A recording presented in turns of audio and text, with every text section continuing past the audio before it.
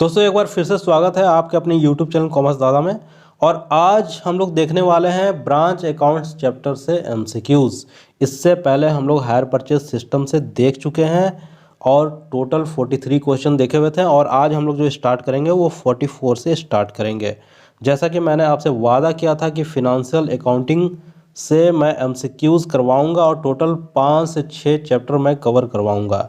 तो आज मैं ब्रांच अकाउंट से एमसीक्यूज़ करवाऊंगा। इसके बाद नेक्स्ट वीडियो जो आएगी वो डिपार्टमेंटल अकाउंट से आएगी। तो प्लीज़ वीडियो को देखिए, वीडियो को लाइक कीजिए और चैनल को सब्सक्राइब कीजिए और अपने दोस्तों के साथ शेयर ज़रूर कीजिए। तो क्वेश्चन नंबर 44 से स्टार्ट करते हैं। देखते हैं question number 44। The system of keeping accounts generally adapted by small size branches are A data system, B stock and data system, C wholesale branch system, D final account system. देखिए जैसा कि question में दिया हुआ है, the system of keeping accounts generally adapted by small size branches are. Small size के जो branches होते हैं जनरली किस प्रकार का सिस्टम मेंटेन करते हैं या सिस्टम को फॉलो करते हैं। तो देखिए जनरली क्या होता है, जो स्मॉल साइज के जो ब्रांचेस होते हैं वो अपने यहाँ किसी प्रकार का कोई अकाउंट मेंटेन नहीं करते हैं और वो डेटा सिस्टम को फॉलो करते हैं। वो किसको फॉलो करते हैं? डेटा सिस्टम को। डेटा सिस्टम के तहत क्या होता है, जनरली ये उस प्रकार के ब्रांचेस होते हैं जो फुल्ली डिपेंडेंट होते हैं। हेड ऑफिस उनको क्या करती है, जो भी गुड्स वगैरह जो भी एक्सपेंसेस सारा सब कुछ हेड ऑफिस भेजती है डिपेंडेंट ब्रांच को, जो कि स्मॉल साइज ब्रांचेस जिसको हम लोग कहते हैं छोटा ब्रांच होता है। और इनका काम ये होता है कि ये स्टॉक मेंटेन करते हैं। ठीक है, स्टॉक रजिस्टर, स्टॉक मेंटेन ये लोग करते हैं और पेटी कैश बुक रखते हैं और एक कैश बुक रखते हैं। इस प्रकार के जो ब्रांचेस होते हैं जनरली ये लोग क्या करते हैं, स्टॉक रजिस्टर रखते हैं, पेटी कैश रखते हैं और एक कैश बुक मेंटेन करते हैं बस। और सारा अकाउंटिंग का कार्य कौन करती है? हेड ऑफिस करती है। ठीक है, प्रॉफिट एंड लॉस निकालना हो, जो भी करना हो वो हेड ऑफिस करती है। तो इस क्वेश्चन का आंसर ए होगा data system. Generally small size के जो ब्रांचेस होते हैं वो किस सिस्टम के तहत काम करती है? डेटा सिस्टम के तहत करती है। इस क्वेश्चन का आंसर ए होगा डेटा सिस्टम। क्वेश्चन नंबर 45 देखेंगे। Goods are supplied by head office to dependent branches are at A cost price, B invoice price, C market price, D cost और invoice price. तो head office जो है dependent branch को क्या करती है? Goods send करती है। ठीक है, तो वो किस प्राइस पे करती है? कॉस्ट प्राइस पे, इनवॉइस प्राइस पे, मार्केट प्राइस पे या कॉस्ट और इनवॉइस प्राइस दोनों पे। तो हेड ऑफिस ये निर्णय लेती है, हेड ऑफिस का ही ये डिसीजन होता है कि डिपेंडेंट ब्रांच को क्या देना है, कॉस्ट प्राइस पे देना है इनवॉइस या इनवॉइस प्राइस पे देना है। तो हेड ऑफिस जो है डिपेंडेंट ब्रांच को कॉस्ट या इनवॉइस प्राइस दोनों पे भेज सकती है। ठीक है, तो इस क्वेश्चन का आंसर डी होगा, कॉस्ट और इनवॉइस प्राइस। क्वेश्चन नंबर 46 देखेंगे। Under data system which account is prepared by head office to calculate profit or loss of each branch? A capital account, B debtors account, C branch account, D branch adjustment account। जैसा कि question में दिया हुआ है, under data system which account is prepared by head office to calculate profit or loss of each branch। तो देखिए क्या होता है, डेटा सिस्टम के तहत क्या होता है, under data system head office जो है प्रॉफिट और लॉस निकालने के लिए जितने भी ब्रांच है, जैसे मान लीजिए कि ब्रांच ए है, ठीक है, ब्रांच ए है, ब्रांच बी है, ब्रांच सी है, जितने भी ब्रांचेस हैं सबका वो अलग अलग सेपरेट ब्रांच अकाउंट अपने बुक में बनाती है और सबका प्रॉफिट और लॉस निकालती है, किस ब्रांच में कितना प्रॉफिट हुआ है, कितना लॉस हुआ है। तो इस क्वेश्चन का आंसर सी होगा, ब्रांच अकाउंट। और डेटा सिस्टम के तहत क्या होता है, डेटा सिस्टम के तहत जो भी ब्रांचेस होती है वो डिपेंडेंट ब्रांचेस होती है। ठीक है, इसलिए उसका कार्य, उसका लेखांकन का मतलब अकाउंटिंग का कार्य जो होता है वो हेड ऑफिस करती है। इस क्वेश्चन का आंसर सी होगा, ब्रांच अकाउंट। क्वेश्चन नंबर 47 देखेंगे। Under data system depreciation on fixed asset is A credited to branch account, B debited to branch account, C not shown in branch account, D shown in debtors account. तो देखिए क्या होता है, branch account के तहत जब depreciation charge किया जाता है फिक्स एसेट पे, जब फिक्स एसेट पे डेप्रिसिएशन चार्ज किया जाता है तो क्या होता है, ब्रांच अकाउंट में उसको हम लोग नहीं दिखाते हैं। जैसे मान लिया जाए कि 50,000 का कोई एसेट है, 50,000 का कोई एसेट है, उस पर 10% डेप्रिसिएशन चार्ज हो रहा है, तो 5,000 रुपया जो होगा वो हम क्या करेंगे, ये 5,000 रुपया को हम ब्रांच में शो नहीं करेंगे, बल्कि कौन सा अमाउंट करेंगे, 50,000 में 5,000 माइनस करेंगे, जो 45,000 रुपया आएगा उसको हम लोग ब्रांच अकाउंट में शो करेंगे। और किस साइड में करेंगे, क्रेडिट साइड में करेंगे। ठीक है, ओपनिंग बैलेंस जो एसेट का ओपनिंग बैलेंस होता है उसको हम लोग ब्रांच अकाउंट के डेबिट साइड में दिखाते हैं, और जो क्लोजिंग बैलेंस होता है उसको ब्रांच अकाउंट के क्रेडिट साइड में दिखाते हैं। तो इस क्वेश्चन का आंसर सी होगा, not shown in branch account.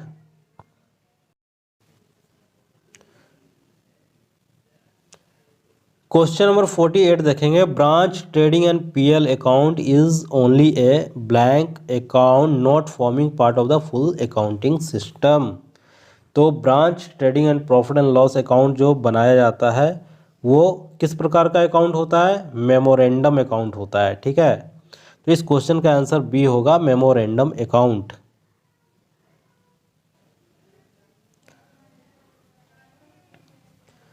Question number 49 देखेंगे। In final account system branch trading and profit and loss account is prepared eight.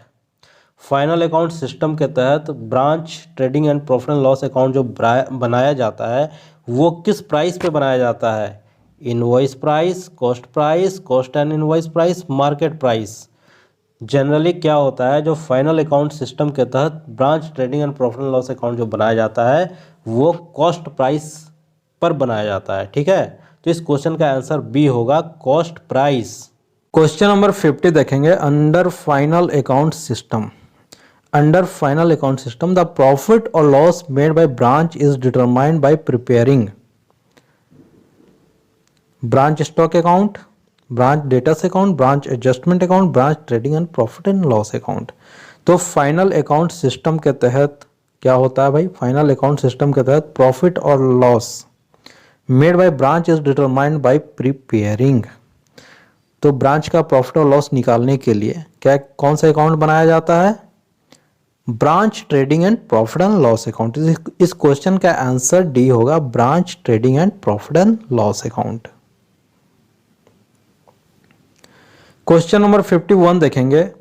The branch account prepared under final account system is the nature of a nominal account, B real account, C personal account, D general account. तो जैसा कि question में दिया हुआ, the branch account prepared under final account system is the nature of. तो branch account जो बनाया जाता है फाइनल अकाउंट सिस्टम के तहत, तो उसका नेचर क्या होता है, उसका नेचर होता है पर्सनल अकाउंट। इस क्वेश्चन का आंसर क्या होगा, C personal account. Question number 52 देखेंगे। Branch which does not maintain its own set of book is dependent branch, independent branch, C foreign branch, D local branch. तो ऐसे branch जो अपने books में किसी भी प्रकार का एंट्री नहीं करती है, कोई भी अकाउंट मेंटेन नहीं करती है, वो किस प्रकार का ब्रांच होती है, डिपेंडेंट ब्रांच। पूरी तरह से डिपेंड है किस पे भैया, हेड ऑफिस पे। इस क्वेश्चन का आंसर ए होगा, डिपेंडेंट ब्रांच। क्वेश्चन नंबर 53 देखेंगे। Dependent branch makes cash sales only, credit sales only, cash and credit sales, installment sales. Dependent branch generally cash sales ही करती है, लेकिन कभी कभी अगर हेड ऑफिस उसको बोल दे कि भाई आपको कैश और क्रेडिट सेल दोनों करना है, तो वो क्या करेगी, कैश और क्रेडिट सेल दोनों कर सकती है। ठीक है, तो इस क्वेश्चन का आंसर 53 का आंसर सी होगा, cash and credit sales. Question number 54 देखेंगे। All branch expenses such as rent, salary are paid by head office in case of independent branch, local branch, dependent branch, foreign branch. All branch all branch expense such as rent, salary are paid by head office in case of. Branch के जितने भी खर्चे होते हैं जैसे कि rent हो गया, सैलरी हो गया और भी अदर एक्सपेंसेस होते हैं जो हेड ऑफिस पे करती है। तो किस केस में उसका पेमेंट हेड ऑफिस करती है? जब ब्रांच डिपेंडेंट होती है उस समय हेड ऑफिस जो है इस प्रकार के खर्चे की पेमेंट करती है। इस क्वेश्चन का आंसर सी होगा, डिपेंडेंट ब्रांच। क्वेश्चन नंबर 55 देखेंगे, under stock and data system blank account is prepared by head office to ascertain the gross profit earned by the branch. तो देखिए, under stock and data system blank account is prepared by head office to ascertain gross profit earned by the branch. तो gross profit निकालने के लिए head office जो account prepare करती है वो कौन सा अकाउंट बनाती है भाई? वो बनाती है ब्रांच एडजस्टमेंट अकाउंट। आपको पता होगा loading, unloading, invoice price, cost price, invoice price, ये आपको पता होगा। तो ये सब ब्रांच एडजस्टमेंट अकाउंट के तहत आता है। तो इस क्वेश्चन का आंसर बी होगा, branch adjustment account.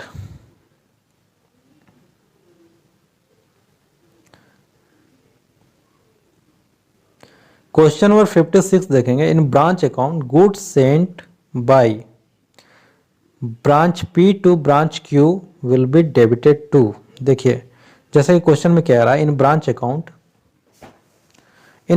Account goods sent by branch P ने किसे गुड्स भेजा? ब्रांच क्यू को। ठीक है, तो ब्रांच क्यू को अगर भेजा है तो Q will be debited to, है ना? Branch Q will be debited to. तो इस क्वेश्चन का आंसर ब्रांच क्यू होगा। देखिए कैसे होगा, जैसे कि मान लिया जाए कि ब्रांच पी ने send by branch P to branch Q, तो ब्रांच क्यू को वो गुड्स सेंड कर रही है, तो क्यूज अकाउंट को हम क्या करेंगे? क्यूज अकाउंट डेबिट करेंगे और टू पीज अकाउंट करेंगे। ठीक है, तो इसको हम लोग क्या करेंगे? डेबिट करेंगे। तो इस क्वेश्चन का आंसर क्या होगा? C, branch Q.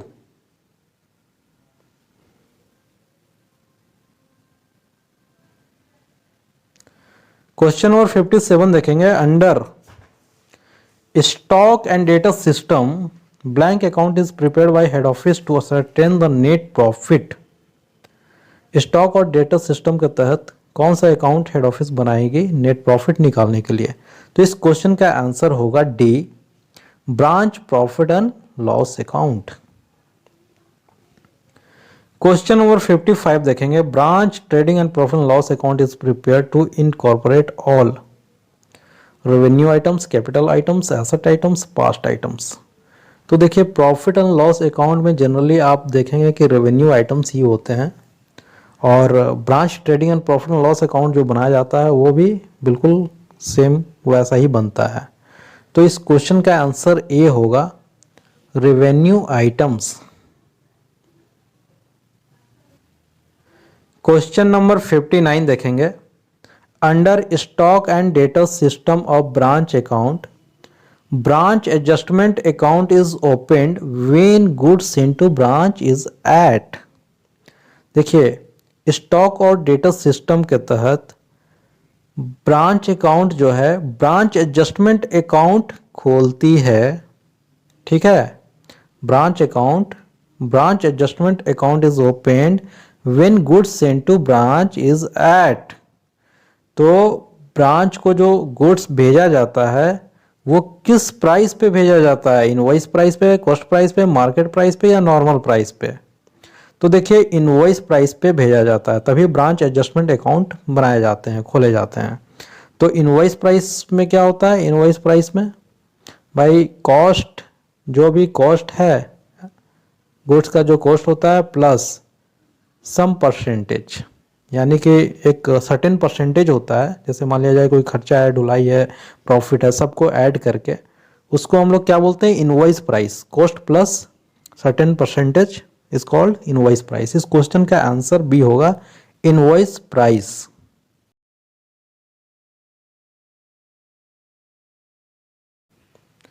Question number 60 देखेंगे। Under data system the cash sales are debited to branch account, credited to branch account, debited to debtors account, credited to creditors account. Data system के तहत अगर cash sales हो रहा है तो देखिए सबसे पहली बात कि डेटा सिस्टम के तहत आपका क्या होता है, ब्रांच जो होते हैं वो स्मॉल ब्रांचेस होते हैं जिसको हम लोग डिपेंडेंट ब्रांच कहते हैं, ठीक है। और डिपेंडेंट ब्रांच अपने यहाँ कोई भी अकाउंट वगैरह नहीं खोलती है, तो कैश सेल्स हो रहा है, ठीक है। तो हेड ऑफिस क्या एंट्री करेगी, हेड ऑफिस अपने बुक में इसकी एंट्री करेगी, कैश को वो क्या करेगी, कैश को डेबिट करेगी, कैश अकाउंट को डेबिट करेगी और टू ब्रांच अकाउंट करेगी, है ना, ब्रांच अकाउंट करेगी।